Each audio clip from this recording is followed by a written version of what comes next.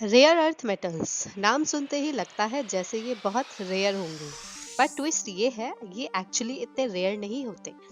Rare का मतलब होता है कि ये एक जगह कॉन्सेंट्रेटेड फॉर्म में नहीं मिलते और इनको निकालना और प्रोसेस करना बहुत मुश्किल और महंगा होता है। Rare earth metal total 17 elements होते हैं, जैसे नियोडाइमियम, लेंथेनम, सीरियम, डायस्प्रोसियम।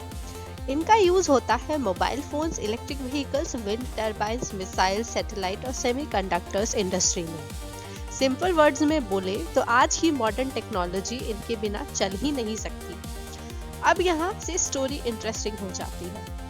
इंडिया के पास दुनिया के third largest rare earth reserves हैं। ग्लोबल रिजर्व का लगभग 6 to 7% इंडिया में है। फिर भी जब बात प्रोडक्शन की आती है तो इंडिया का कंट्रीब्यूशन 1% से भी कम है और हम ग्लोबल रैंकिंग में 7th पोजीशन पर हैं। तो सवाल बनता है, इतनी रिसोर्स होने के बाद भी इंडिया पीछे क्यों है? सबसे पहला reason, complex mining loss. Rare earth mining radioactive elements के साथ होती है, इसीलिए रेगुलेशंस बहुत स्ट्रिक्ट हैं, जिससे प्राइवेट कंपनीज का एंट्री मुश्किल हो जाता है।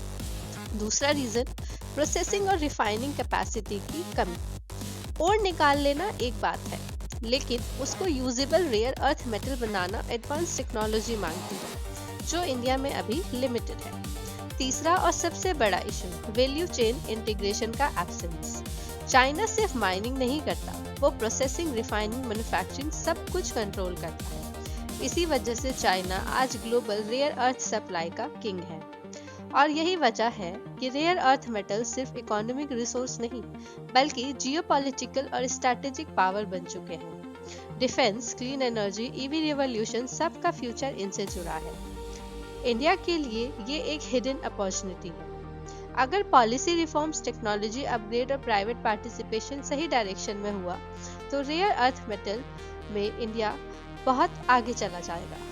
आत्मनिर्भर भारत से स्ट्रैटेजिक सुपर पावर तक जा सकता है।